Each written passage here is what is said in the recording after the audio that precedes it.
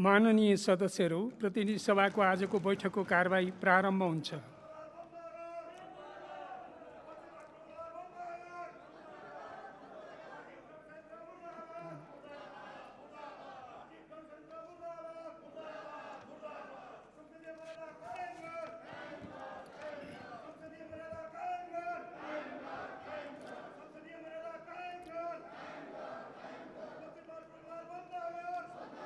मान्य सदस्यहरू,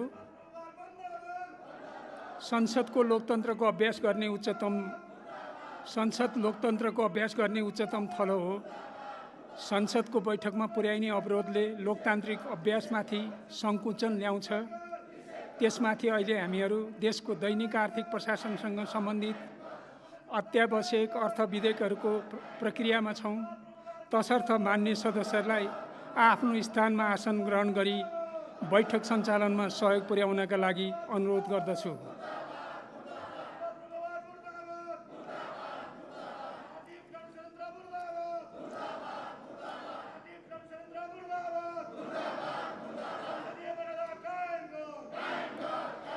मान्य सदस्यहरूले बैठक सञ्चालनमा पुर्याउनु भएको अवरोधले यस सभामा छलफल गर्नुपर्ने महत्त्वपूर्ण विषयहरूले गति लिन सकेको छैन।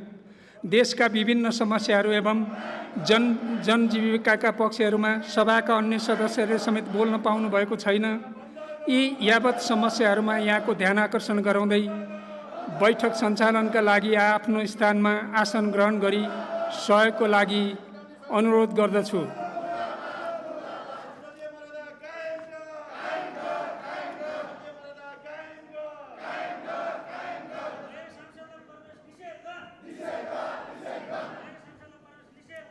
नेपालको संविधानको धारा 105 ले अदालतमा विचाराधीन मुद्दाहरूको सम्बन्धमा न्याय निरूपणमा प्रतिकूल असर पार्ने विषयमाथि सङ्घीय संसदको कुनै सदनमा छलफल गर्न बन्देज गरेको कुरा पुनः स्मरण गराउन चाहन्छु।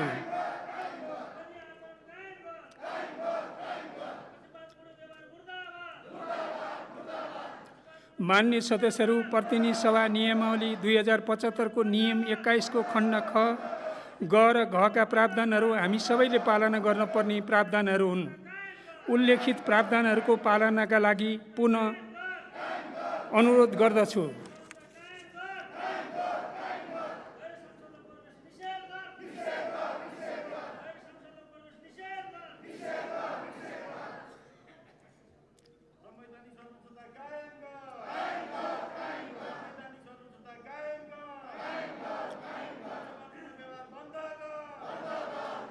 सर्वप्रथम राष्ट्रपतिको कार्यालयबाट मन्त्री परिषद गठन सम्बन्धी पत्र प्राप्त हुन आएको छ।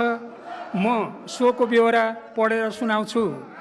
सम्माननीय राष्ट्रपति श्रीमती विद्यादेवी भण्डारीज्यूले सम्माननीय प्रधानमन्त्री श्री शेरबहादुर देउवाज्यूको नेतृत्वमा मिति 2078-3-29 गते गठित मौजूदा मन्त्री परिषदमा नेपालको संविधानको धारा 76 को उपधारा 9 बमोजिम सम्माननीय प्रधानमन्त्रीज्यूको सिफारिसमा डाक्टर नारायण खड्कालाई मन्त्री पदमा नियुक्त गरी हाल सम्माननीय प्रधानमन्त्रीज्यूले सम्हाली आउनुभएको परराष्ट्र मन्त्रालयको कार्यभार सम्हाल्ने गरी तोक्नु भएको बेहोरा अनुरोध गर्दछु। तोय नारायण ग्यावाली सचिव मिति 2078-6-6।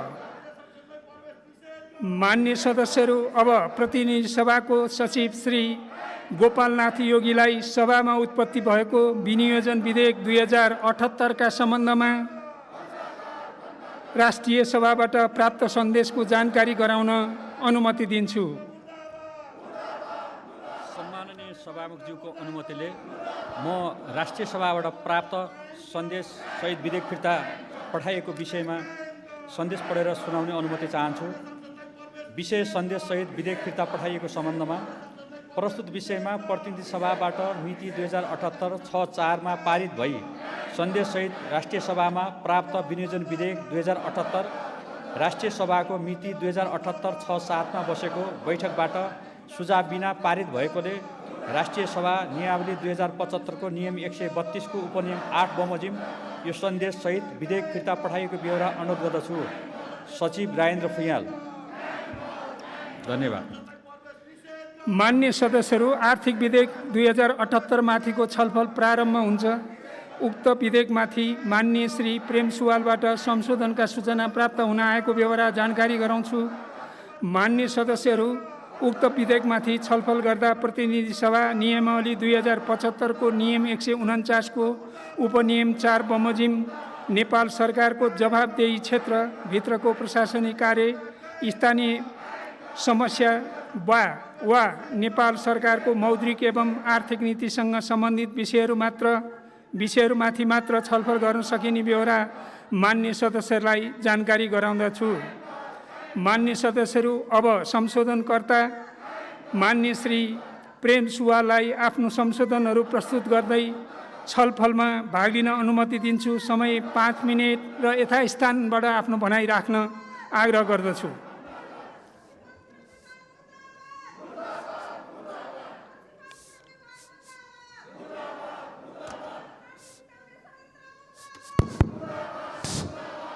सभामुख महोदय, आर्थिक विधेयक 2078 मा मैले राखेको संशोधन यहाँ पेश गर्न चाहन्छु। आर्थिक समानता र सामाजिक न्याय नभएसम्म अशान्ति हिंसा नरोकिने हुँदा प्रगतिशील कर प्रणाली लागू गर्नु आवश्यक छ र यो आर्थिक विधेयकमा प्रगतिशील कर प्रणालीको बन्दोबस्त छैन र अरबपतिहरूलाई कर छुटको व्यवस्था गरिएको छ। गरिब मजदुरहरू, सानो सानो उद्योग व्यापार गर्नेहरूलाई छुटको व्यवस्था गर्नु आवश्यक छ। स्वास्थ्यलाई जोखिम हुने चुरोट, बिडी, खैनी, सुर्ती लगायत बियर, रक्सी तथा चिसो पेय पदार्थ, कोक, पेप्सी, फान्टा, मिरिन्दा, ड्यू सहित अन्य स्वास्थ्यलाई हानिकारक पेय पदार्थहरू उत्पादन र बिक्री निषेध गर्नुपर्दछ र दावरबाट उत्पादित रियल जुसमा बरोबर धुसी परेको, किरा परेको समाचार आइरहेको छ, तर यसको कुनै नियन्त्रण र बिक्रीमा अनुगमन भएको छैन। पुस्तकालय र विद्यालय सञ्चालन नगरी राजस्व उठाउने नाममा टोलमा रक्सी र बियर पसल सञ्चालन गराउने प्रधानमन्त्री र मन्त्रीहरूको नाम नामेसी सार्वजनिक गरी कानुनी कारबाही गर्नु आवश्यक छ। राज्य कमजोर हुँदा हरेक विपदमा आर्थिक अपराधीहरूले सम्पत्ति कुम्ल्याएको उदाहरण धेरै छन्। भूकम्प, पहिरो, खडेरी, दुवानमा कुम्ल्याएकाहरूले कोभिड-19 महामारीको सङ्कटमा पनि सम्पत्ति कुम्ल्याए। यसमा सरकारी संयन्त्र र सरकारकै मुख्य अधिकारीहरू दुधको साँचे बिरालो भएको जनताको गुनासो छ। सार्वजनिक शैक्षिक गुठी अन्तर्गतका विद्यालय र कलेज सरकारकै सम्पत्ति भएको हुँदा यी संस्थाहरूमा आयकर लगायत अन्य कर लगाउने कानुनी दफा हटाउनु जरुरी छ। बागमती प्रदेशमा मात्र तुलनात्मक रूपले बढी लगानी र औद्योगिक क्षेत्रमा उद्योगहरू स्थापना हुँदा देशको सन्तुलित विकास भइरहेको छैन। काठमाडौँ उपत्यकाका औद्योगिक क्षेत्रहरू उपत्यका बाहिर स्थानान्तरण गर्ने विषय अब 2073-74 र 78-79 को बजेटमा उल्लेख गरियो, तर कार्यान्वयन भएन। कार्यान्वयन नहुने विषय सरकारले जनतासँग प्रतिबद्धता किन गर्यो? सरकारी प्रतिबद्धता पुरा नगरेका सरकारी अधिकारीहरूमाथि कारवाही किन भएन?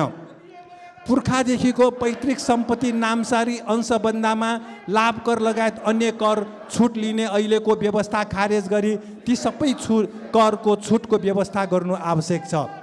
कुन पार्टीका नेता कार्यकर्ता एनजिओ र आइएनजिओ मार्फत सरकारको समानान्तर बजेट खर्च गरी समाजलाई भ्रष्ट बनाउँदैछन्। छानबिन गरी दोषीलाई कारबाही गर्नु आवश्यक छ। सरकारले उठाएको राजस्व कर्मचारीलाई पनि तलब दिन नपुग्ने स्थिति कहिले अन्त्य हुने हो? अर्थमन्त्रीज्यूले यसको जवाफ दिनु आवश्यक छ। एमसिसी मार्फत आउने अनुदान अमेरिकी साम्राज्यवादको हिन्द प्रशान्त क्षेत्रमा अमेरिकी गठबन्धन भएको हुँदा नेपालका तत्कालीन अर्थमन्त्री ज्ञानेन्द्र बहादुर कार्की र एमसिसी अमेरिकाका कायम मुकायम कार्यकारी प्रमुख जोनाथन जी नास बीचको एमसिसी सम्झौता खारेज गर्नुपर्दछ। यो संसदले अनुमोदन गर्नु हुँदैन। एउटा देश सफल हुन अर्को देश असफल हुनुपर्छ भन्ने छैन। नेपालको जलविद्युत भारत हुँदै सिङ्गापुरसम्म पुर्याउने एमसिसी सम्झौता खारेज गर्नु आवश्यक छ। नेपाल टेलिकमको नेटवर्क र फोन मोबाइल कमजोर बनाई निजी दूरसञ्चार मान्य सदस्यहरू उक्त विधेयकमाथि छलफलमा बोल्न चाहनुहुने मान्य सदस्यले आफ्नो नाम सजिलोको लागि सभामुखको डायसँगै बसेका कर्मचारीहरूलाई उपलब्ध गराइदिन हुन अनुरोध गर्दछु। उक्त छलफलमा बोल्न चाहनुहुने मान्य सदस्यहरूको लागि 3 मिनेटको समय निर्धारण गरेको छु। निर्धारित समयभित्र मान्य सदस्यहरूले आफ्नो भनाइ राखिसक्नुपर्नेछ।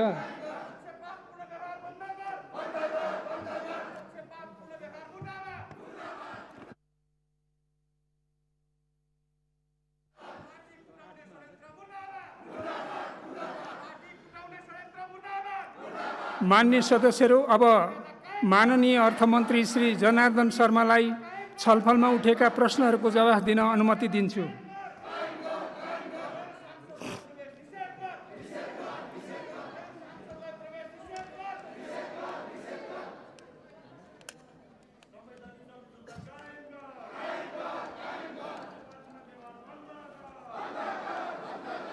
सम्मान्य सभामुख महोदय, आर्थिक विधेयक 2078 उपर मान्य सदस्यले राख्नुभएको संशोधन प्रस्तावका बारेमा उठेका प्रश्नहरूको म जवाब दिने अनुमति चाहन्छु।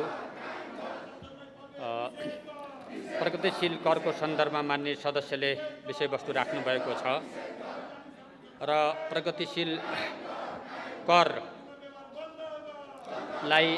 आयको आधारमा 3वटा आधारहरू आय, खर्च तथा सम्पत्ति मध्ये वर्तमान समयमा सङ्घीय सरकारले सम्पत्तिका आधारमा कर लगाउने तथा उठाउने गरेको छैन, तसर्थ आर्थिक विधेयकमा समेत सम्पत्तिको आधारमा कर लगाइने गरी प्रस्ताव नगरेको सम्पत्ति अनुसारको प्रगतिशील कर लगाइने कुराहरूलाई यहाँ मान्य सदस्यले राख्नुभएकोमा ध्यान आकर्षण भएको छ।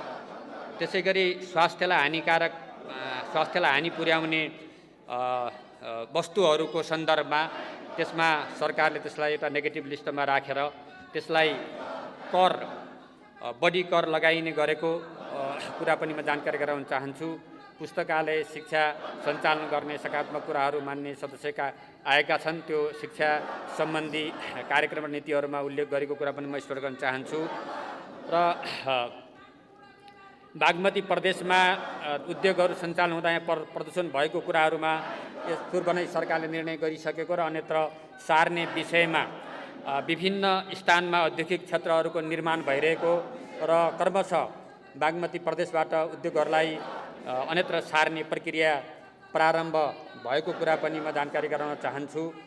राजस्वले आज चालु खर्च पनि नपुग्ने अवस्था जो रहेको छ, त्यसमा करको दायरा वृद्धि गरेर राजस्व बढाएर होइन, करको दायरा वृद्धि गरेर हाम्रो राजस्वलाई वृद्धि गर्ने नीति रहेको कुरा पनि म स्पष्ट गर्न चाहन्छु। र सँगै आयकर ऐन 2058 को दफा 32 मा वार्षिक वृद्धि र किस्ताबन्दी बिक्री र वित्तीय पट्टा अन्तर्गतका भुक्तानीको चित्रीकरण सम्बन्धी व्यवस्था गरिएको छ। मान्य सदस्यले आफ्नो संसदमा राख्नुभएको विषयको सन्दर्भमा यो भन्न चाहन्छु। जहाँसम्म पैतृक सम्पत्तिमा लाभ करको सवाल छ, आयकर ऐन 2058 ले 3 पुस्ताभित्रको पैतृक सम्पत्ति हस्तान्तरणमा लाभ कर नलाग्ने गरी व्यवस्था गरेको हुँदा त्यसमा त्यो कुरा पनि म मान्य सदस्यलाई जानकारी गराउन चाहन्छु। र मान्य सदस्यले आफ्नो संशोधनमा राख्नुभएका विषयहरूको बारेमा मेरा भनाइहरूलाई म अन्त्य गर्छु। धन्यवाद। अब यो छलफल यहीँ समाप्त हुन्छ। मान्य सदस्यहरू, अब माननीय प्रेम सुवाललाई आफ्नो संशोधन प्रस्तावहरू फिर्ता लिन चाहनुहुन्छ भने समय दिन्छु। सभामुख महोदय, यो धुम्रपानमा खतराको सूचीसहित 75% बत्तामा लेख्नुपर्ने अहिलेसम्म त्यो पनि लेखिएको छैन। किन भन्दाखेरि राजस्व उठाउनु पर्यो, यो लेखेपछि चाहिँ बिक्री हुँदैन भनेर सरकारले छुट दिएको रहेछ। यो ऐन विपरीत हो। बालबच्चाहरूले चुरोट किन्न नपाउने भन्ने बन्दोबस्त छ, यो पनि कार्यान्वयन भएको छैन। स्कुल, कलेज, विद्यालय, अस्पतालको नजिक धुम्रपान गर्न नपाउने, सार्वजनिक ठाउँमा धुम्रपान गर्न नपाउने, बिक्री गर्न नपाउने भन्ने कानुन छ, यो पनि राजस्व उठाउनु पर्छ भनेर कार्यान्वयन भएको छैन। त्यसकारण मैले आफ्नो यो विधेयकमा राखेको संशोधन फिर्ता नलिने जानकारी गराउन चाहन्छु। धन्यवाद। मान्य सदस्यहरू, मान्य श्री प्रेम सुवालले आफूले पेश गर्नुभएको संशोधन प्रस्तावहरू फिर्ता लिन नचाहनु भएकोले उक्त संशोधन प्रस्तावहरूलाई निर्णयार्थ प्रस्तुत गर्दछु। यो प्रस्तावको पक्षमा हुने मान्य सदस्यले हुन्छ भन्नुहोला र यसको विपक्षमा हुने मान्य सदस्यले हुन्न भन्नुहोला। यो प्रस्तावको पक्षमा हुने मान्य सदस्यले हुन्छ भन्नुहोस्। यसको विपक्षमा हुने मान्य सदस्यहरूले हुन्न भन्नुहोस्। हुन्न भन्ने पक्षका मान्य सदस्यहरूको बहुमत भएकोले मान्य श्री प्रेम सुवालले राख्नुभएको उक्त संशोधनको प्रस्तावहरू बहुमतले अस्वीकृत भएको घोषणा गर्दछु। मान्य सदस्यहरू, अब म आर्थिक विधेयक 2078 को दफा 2 देखि 45 सम्मका दफाहरू सम्बन्धित अनुसूची 1 देखि 4 सम्म विधेयकको अङ्ग बनोस् भनी निर्णयार्थ प्रस्तुत गर्दछु। यो प्रस्तावको पक्षमा हुने मान्य सदस्यहरूले हुन्छ भन्नुहोला। यसको विपक्षमा हुने मान्य सदस्यहरूले हुन्न भन्नुहोला। यो प्रस्तावको पक्षमा हुने मान्य सदस्यहरूले हुन्छ भन्नुहोस्। यसको विपक्षमा हुने मान्य सदस्यहरूले हुन्न भन्नुहोस्।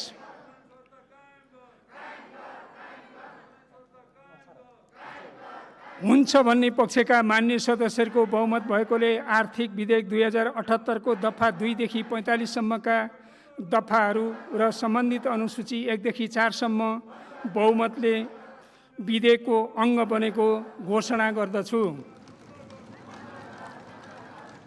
मान्य सदस्यहरू, अब म विधेयकको प्रस्तावना र नाम पढेर सुनाउँछु। प्रस्तावना: नेपाल सरकारको आर्थिक वर्ष 2078-79 को अर्थ सम्बन्धी प्रस्तावलाई कार्यान्वयन गर्न, राजस्व सङ्कलन गर्ने, कर घटाउने, बढाउने, छुट दिने तथा राजस्व प्रशासन सम्बन्धी प्रचलित कानुनलाई संशोधन गर्न वाञ्छनीय भएकोले सङ्घीय संसदले यो ऐन बनाएको छ। संक्षिप्त नाम र प्रारम्भ: 1. यस ऐनको नाम आर्थिक ऐन 2078 रहेको छ। 2. यो ऐन तुरन्त प्रारम्भ हुनेछ। मान्य सदस्यहरू, अब म विधेयकको प्रस्तावना र नाम आर्थिक विधेयक 2078 को अङ्ग बनोस् भनी निर्णयार्थ प्रस्तुत गर्दछु। यो प्रस्तावको पक्षमा हुने मान्य सदस्यहरूले हुन्छ भन्नुहोला। यसको विपक्षमा हुने मान्य सदस्यहरूले हुन्न भन्नुहोला। यो प्रस्तावको पक्षमा हुने मान्य सदस्यहरूले हुन्छ भन्नुहोस्। यसको विपक्षमा हुने मान्य सदस्यहरूले हुन्न भन्नुहोस्। हुन्छ भन्ने पक्षका मान्य सदस्यहरूको बहुमत भएकोले विधेयकको प्रस्तावना र नाम आर्थिक विधेयक 2078 को अङ्ग बनेको घोषणा गर्दछु। मान्य सदस्यहरू, अब म माननीय अर्थमन्त्री श्री जनार्दन शर्मालाई आर्थिक विधेयक 2078 लाई पारित गरियोस् भन्ने प्रस्ताव प्रस्तुत गर्न अनुमति दिन्छु। सम्मान्य सभामुख महोदयको अनुमतिले आर्थिक विधेयक 2078 लाई पारित गरियोस् भनी प्रस्ताव प्रस्तुत गर्दछु। धन्यवाद। अब यो प्रस्तावलाई निर्णयार्थ प्रस्तुत गर्दछु। यो प्रस्तावको पक्षमा हुने मान्य सदस्यले हुन्छ भन्नुहोला। यसको विपक्षमा हुने मान्य सदस्यले हुन्न भन्नुहोला। यो प्रस्तावको पक्षमा हुने मान्य सदस्यले हुन्छ भन्नुहोस्। यसको विपक्षमा हुने मान्य सदस्यले हुन्न भन्नुहोस्। हुन्छ भन्ने पक्षका मान्य सदस्यहरूको बहुमत भएकोले आर्थिक विधेयक 2078 बहुमतले पारित भएको घोषणा गर्दछु। मान्य सदस्यहरू, अब माननीय अर्थमन्त्री श्री जनार्दन शर्मालाई राष्ट्र ऋण उठाउने विधेयक 2078 माथिको दफावार छलफल सदनमा गरियोस् भन्ने प्रस्ताव प्रस्तुत गर्न अनुमति दिन्छु। सम्मान्य सभामुख महोदयको अनुमतिले राष्ट्र ऋण उठाउने विधेयक 2078 माथि दफावार छलफल सदनमा गरियोस् भनी प्रस्ताव प्रस्तुत गर्दछु। धन्यवाद।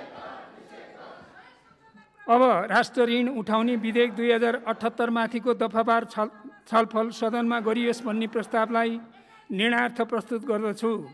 यो प्रस्तावको पक्षमा हुने मान्य सदस्यले हुन्छ भन्नुहोला, यसको विपक्षमा हुने मान्य सदस्यले हुन्न भन्नुहोला। यो प्रस्तावको पक्षमा हुने मान्य सदस्यले हुन्छ भन्नुहोस्, यसको विपक्षमा हुने मान्य सदस्यले हुन्न भन्नुहोस्। हुन्न भन्ने आवाज सुनिएन, तसर्थ राष्ट्र ऋण उठाउने विधेयक 2078 माथिको दफावार छलफलमा सदनमा गरियोस् भन्ने प्रस्ताव सर्वसम्मतिले स्वीकृत भएको घोषणा गर्दछु। मान्य सदस्यहरू, अब उक्त विधेयकमाथिको दफावार छलफल प्रारम्भ हुन्छ। उक्त विधेयकमाथि मान्य श्री प्रेम सुवालबाट संशोधन प्रस्ताव प्राप्त हुन आएको व्यवहार जानकारी गराउँछु। अब म संशोधनकर्ता मान्य श्री प्रेम सुवाललाई आफ्नो संशोधन प्रस्तुत गर्दै छलफलमा भाग लिन अनुमति दिन्छु। समय 5 मिनेट। यथास्थानबाट आफ्नो भनाइ राख्न आग्रह गर्दछु। सभामुख महोदय, यो राष्ट्र ऋण उठाउने विधेयक देशको हितमा नहुने भएकोले मैले सुरुमै यसको विरोधको सूचना पनि दर्ता गरेका थियौँ, तर त्यो कार्यसूचीमा आएन। अहिले फेरि मैले यसको संशोधन राखेको छु र म राष्ट्र ऋण उठाउने विधेयक 2078 माथिको संशोधन पेश गर्न चाहन्छु। र अधिकांश विदेशीसँग लिएको ऋणको कारण देश नवउपनिवेश हुने जोखिम बढिरहेको छ। यस्ता ऋण के कसको धन, के कसको श्राद्ध भने उखान जस्तै भइरहेको छ। ऋण लियो, सिद्ध्यायो। तलब दिन नपुग्ने गरी राजस्व उठाउने अनि खरबौँ रुपियाँ ऋण लिने, यो सरकारको बजेट ठिक छैन। सरकारले लिएको ऋण भोलिको पुस्ताले तिर्नै पर्ने हुँदा कुन प्रधानमन्त्री र अर्थमन्त्रीले कति सार्वजनिक ऋण लिए छानबिन गरी कहाँ दुरुपयोग भयो, दोषीलाई कारबाही हुनु आवश्यक छ। यो विधेयकमा 2 खर्ब 39 अर्ब राष्ट्र ऋण उठाउने उल्लेख छ। अहिले जिडिपीको 37% सार्वजनिक ऋण पुगेको अर्थविदहरूको मत छ। अहिलेका अर्थमन्त्रीको बजेटमा जिडिपीको 40.5% सार्वजनिक ऋण पुग्यो भनेर एक अर्थविदले भन्नुभएको छ। देशलाई ऋणमा डुबाउने सरकारले यस्तो जनद्रोही र देशद्रोही काम गर्न नहुने थियो। ऋण लिएर बनाइएका योजनाहरू समयमा पुरा नहुँदा 5 खर्बभन्दा बढी लागत बढ्यो। मेलम्ची खानेपानी योजनाको सुरु लगत इस्टिमेट 17 अर्ब थियो, अहिले 60 अर्ब पुगेको देखिन्छ, अझै सम्पन्न भएको छैन। माथिल्लो तामाकोसीको सुरु लगत इस्टिमेट 35 अर्ब थियो, अहिले 80 अर्ब पुग्यो। समयमा योजना सम्पन्न गरिएको भए एमसिसी सम्झौताको रकमबाट आउने अनुदानभन्दा 4 गुणा बढी हाम्रै बजेट बचत हुन्थ्यो।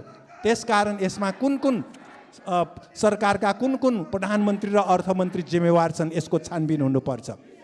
50 अर्ब लयीको काठमाडौँ बारा द्रुत मार्गको 2 खर्ब लयी पुर्याइएको छ। पुरा हुने कहिले, यो आवश्यक छ कि छैन, अझै यसको छलफल भइरहेको छ। काठमाडौँ बारा सडक र सुरुङ मार्गभन्दा त्यहाँ रज्जु मार्गले जोड्नु आवश्यक थियो। यसले पेट्रोलियम पदार्थ र सडक निर्माणमा आवश्यक बिटुमिन खर्च घटाउने र व्यापार घाटा कम गर्ने थियो। स्रोत नखुलेको सरकारी सम्पत्तिलाई कानुनी मान्यता दिने होइन, सरकारले त्यस्ता सम्पत्ति जफत गरेर राष्ट्रियकरण गर्नु आवश्यक छ। अर्थ मन्त्रालय आफै कमिसनमा फस्नु हुँदैन। अर्थविदहरूले पुँजीगत खर्चबाट देशको आर्थिक विकासमा उल्लेख्य योगदान नभएको र खर्च अनुसार जिडिपीमा वृद्धि नभएको उल्लेख गर्दै आजसम्मका सरकारहरूमा अलिकति पनि लज्जाबोध नभएको टिप्पणी गरेका छन्। यतातिर अर्थमन्त्रीजीको ध्यानाकर्षण गराउन चाहन्छु। नेपाली श्रम बजारमा वार्षिक 6 लाख युवा थपिन्छ। 10 वर्षको अध्ययनमा निजी क्षेत्रमा 1.8%ले मात्र रोजगारी थपिएको अर्थविदहरूको मत छ। वार्षिक 3 खर्ब पुँजीगत खर्च हुने, त्यसको लागि ऋण लिने, तर उपलब्धि शून्य किन? विश्वविद्यालयका अर्थशास्त्र विभागसँग सरकारले यसबारे किन छलफल गरेन, यो पनि प्रश्न उठिरहेको छ। सरकारले यस वर्षको लागि धानको समर्थन मूल्य निर्धारण गरेकोमा ढुवानी वृद्धि, ज्याला वृद्धि, मल र बिउ बिजनको मूल्य वृद्धिलाई सम्बोधन गर्न नसकेको भनेर किसानहरूको तर्फबाट विरोध भइरहेको छ।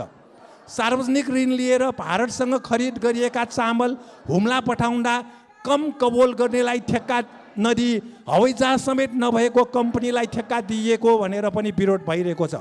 सुर्खेतको खाद्य गोदाममा रहेको 2000 क्विन्टल गुणस्तरहीन विषालु चामल कर्णाली प्रदेशमा पठाउने तयारी किन गरियो, यो पनि प्रश्न उठिरहेको छ। सार्वजनिक ऋण ल्याएर सरकारी नेताहरूको स्वास्थ्य उपचार र आफ्ना मान्छेलाई संविधान दिवसको पदक बनाउन करोडौँ खर्च किन गरियो, यो पनि प्रश्न उठिरहेको छ। सरकारको ध्यान चीनसँग सहकार्य गरी सम्पूर्ण नेपालीलाई खोप उपलब्ध गराउनेतर्फ जानुपर्छ। चीनले सन् 2021 भित्र संसारलाई 2 अर्ब खोप दिने र विकासशील देशलाई 10 करोड खोप दिने प्रतिबद्धता गरेको छ। यतातिर सरकारको ध्यान जानुपर्छ। विद्युत प्रसारणलाई निर्माण गर्ने न्युमा हिन्द प्रशान्त क्षेत्रमा अमेरिकी साम्राज्यवादको सैन्य गठबन्धन MCC सम्झौता अनुमोदन गर्नेतर्फ सरकार लाग्नु हुँदैन, यो सम्झौता खारेज गर्नुपर्दछ। धन्यवाद। मान्य सदस्यहरू, उक्त छलफलमा बोल्न चाहनुहुने मान्य सदस्यहरूको लागि 3 मिनेटको समय निर्धारण गरेको छु। उक्त छलफलमा बोल्न चाहनुहुने मान्य सदस्यहरूले आफ्नो नाम सजिलोको लागि सभामुखको ड्याससँगै बसेका कर्मचारीहरूलाई उपलब्ध गराइदिन हुन अनुरोध गर्दछु। निर्धारित समयभित्र मान्य सदस्यहरूले आफ्नो भनाइ राखिसक्नुपर्नेछ।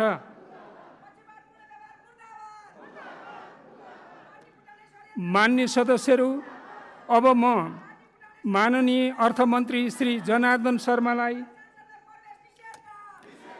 छलफलमा उठेका प्रश्नहरूको जवाफ दिन अनुमति दिन्छु।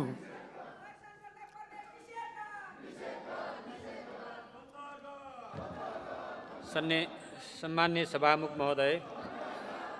महोदयको अनुमतिले राष्ट्रिय रिटाउने विधेयक 2078 मा मान्य सदस्यले राख्नुभएका संशोधन प्रस्ताव र छलफल सन्दर्भमा उठेका प्रश्नको म जवाब दिने अनुमति चाहन्छु। नेपालको संविधान बमोजिम आन्तरिक ऋण र वैदेशिक सहायता लिने नीतिगत व्यवस्था, आवधिक योजनाहरू, आर्थिक कार्यविधि तथा वित्तीय उत्तरदायित्व ऐन 2076 तथा अन्तर्राष्ट्रिय विकास सहायता परिचालन नीति 2076 को व्यवस्था बमोजिम नै ऋण परिचालन गरिने व्यवस्था गरिएको हो। राष्ट्र ऋण उठाउने अध्यादेश 2078 ले 2 खर्ब 50 अर्ब राष्ट्र ऋण उठाउन सकिने गरी व्यवस्था गरेकोमा यस विधेयकमा सो सीमालाई 11 अर्बले घटाई 2 खर्ब 39 अर्बको सीमाभित्र रही धान्न सकिने गरी राष्ट्र ऋण उठाउन सकिने व्यवस्था गरिएको छ र ऋण लिएर बन्ने योजनाहरूलाई समयमै सम्पन्न गर्ने सरकारको नीति रहेको कुरा, ऋणको सदुपयोग गर्ने र ऋणलाई सार्वजनिक ऋण लिएर पुँजी निर्माणमा नै बढी लगानी गर्नुपर्ने सरकारको नीति रहेको र लगायत सार्वजनिक निर्माणमा सार्वजनिक ऋण लिएर सरकारले अन्तर्राष्ट्रिय विदेश सहायता, वैदेशिक सहायता तथा राष्ट्रिय आन्तरिक ऋण उठाएर पुँजी निर्माणमा खर्च गर्ने, रोजगारी सृष्टि गर्ने कुरामा खर्च गर्ने नीति रहेको कुरा पनि म स्पष्ट गर्न चाहन्छु। यसरी ऋण राष्ट्र निर्माणको आवश्यकतामा राष्ट्रलाई बलियो बनाउन, रोजगारी सृष्टि गर्न, विकास निर्माण गर्न, समृद्धि राष्ट्रको समृद्धिको लागि ऋण लिने कानुनी व्यवस्था भएको कुरा जानकारी गराउँदै मान्यले आफ्नो जिज्ञासा प्रश्न राख्नुभएकोमा धन्यवाद दिँदै आफ्नो भनाइ टुङ्ग्याउँछु। धन्यवाद। अब यो छलफल यहीँ समाप्त हुन्छ। मान्य सदस्यहरू, अब माननीय प्रेम सुवाललाई आफ्नो संशोधन प्रस्तावहरू फिर्ता लिन चाहनुहुन्छ भने समय दिन्छु। सभामुख महोदय, सार्वजनिक ऋण 17 खर्ब पुग्यो, अब यो बढ्दै जाने हो। नेपाली युवाले देशमा रोजगारी पाएनन्। 80 लाख नेपाली युवा वैदेशिक रोजगारीको नाउँमा 110 भन्दा बढी देशमा बहुराष्ट्रिय कम्पनीको सस्तो ज्यामी बन्न बाध्य छन्। नेपाली चेलीबेटी कतिपयलाई मनोरञ्जनको क्षेत्रमा काम दिने लोभमा खुला सीमा नगाएर भारत बेचबिखन रोकिएको छैन। यसमा विपन्न परिवारका बढी छन्। त्यसकारण गरिबको बजेट भएन। गरिबको निम्ति यो सार्वजनिक ऋण लिने काम भएन। त्यसकारण म यो मेरो संशोधन प्रस्ताव फिर्ता नलिने जानकारी गराउन चाहन्छु। धन्यवाद। मान्य सदस्यहरू, मान्य श्री प्रेम सुवालले आफूले पेश गर्नुभएको संशोधन प्रस्तावहरू फिर्ता लिन नचाहनु भएकोले उक्त संशोधन प्रस्तावहरूलाई निर्णयार्थ प्रस्तुत गर्दछु। यो प्रस्तावको पक्षमा हुने मान्य सदस्यहरूले हुन्छ भन्नुहोला, यसको विपक्षमा हुने मान्य सदस्यहरूले हुन्न भन्नुहोला। यो प्रस्तावको पक्षमा हुने मान्य सदस्यहरूले हुन्छ भन्नुहोस्, यसको विपक्षमा हुने मान्य सदस्यहरूले हुन्न भन्नुहोस्। हुन्न भन्ने पक्षका मान्य सदस्यहरूको बहुमत भएकोले मान्य श्री प्रेम सुवालले राख्नुभएको उक्त संशोधन प्रस्तावहरू बहुमतले अस्वीकृत भएको घोषणा गर्दछु। मान्य सदस्यहरू, अब म विधेयकको दफा 2 राष्ट्र ऋण उठाउने विधेयक 2078 को अङ्ग बनोस् भनी निर्णयार्थ प्रस्तुत गर्दछु। यो प्रस्तावको पक्षमा हुने मान्य सदस्यहरूले हुन्छ भन्नुहोला, यसको विपक्षमा हुने मान्य सदस्यहरूले हुन्न भन्नुहोला। यो प्रस्तावको पक्षमा हुने मान्य सदस्यहरूले हुन्छ भन्नुहोस्, यसको विपक्षमा हुने मान्य सदस्यहरूले हुन्न भन्नुहोस्। हुन्छ भन्ने पक्षका मान्य सदस्यहरूको बहुमत रहेकोले विधेयकको दफा 2 राष्ट्र ऋण उठाउने विधेयक 2078 को अङ्ग बनेको घोषणा गर्दछु। मान्य सदस्यहरू, अब म विधेयकको प्रस्तावना र नाम पढेर सुनाउँछु। प्रस्तावना: आर्थिक वर्ष 2078-79 को निमित्त नेपाल सरकारको अर्थ सम्बन्धी प्रस्तावलाई कार्यान्वयन गर्न नेपाल सरकारले राष्ट्र ऋण उठाउने सम्बन्धमा कानुनी व्यवस्था गर्न वाञ्छनीय भएकोले सङ्घीय संसदले यो ऐन बनाएको छ। संक्षिप्त नाम र प्रारम्भ: यस ऐनको नाम राष्ट्र ऋण उठाउने ऐन 2078 रहेको छ। यो ऐन तुरुन्त प्रारम्भ हुनेछ। मान्य सदस्यहरू, अब म विधेयकको प्रस्तावना र नाम राष्ट्र ऋण उठाउने विधेयक 2078 को अङ्ग बनोस् भनी निर्णयार्थ प्रस्तुत गर्दछु। यो प्रस्तावको पक्षमा हुने मान्य सदस्यहरूले हुन्छ भन्नुहोला, यसको विपक्षमा हुने मान्य सदस्यहरूले हुन्न भन्नुहोला। यो प्रस्तावको पक्षमा हुने मान्य सदस्यहरूले हुन्छ भन्नुहोस्, यसको विपक्षमा हुने मान्य सदस्यहरूले हुन्न भन्नुहोस्। हुन्छ भन्ने पक्षका मान्य सदस्यहरूको बहुमत भएकोले विधेयकको प्रस्तावना र नाम राष्ट्र ऋण उठाउने विधेयक 2078 को अङ्ग बनेको घोषणा गर्दछु। मान्य सदस्यहरू, अब माननीय अर्थमन्त्री श्री जनार्दन शर्मालाई राष्ट्र ऋण उठाउने विधेयक 2078 लाई पारित गरियोस् भन्ने प्रस्ताव प्रस्तुत गर्न अनुमति दिन्छु।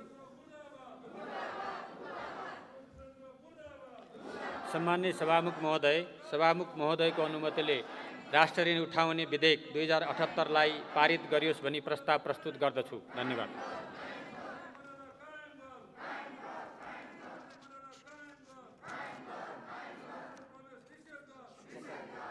हजुर,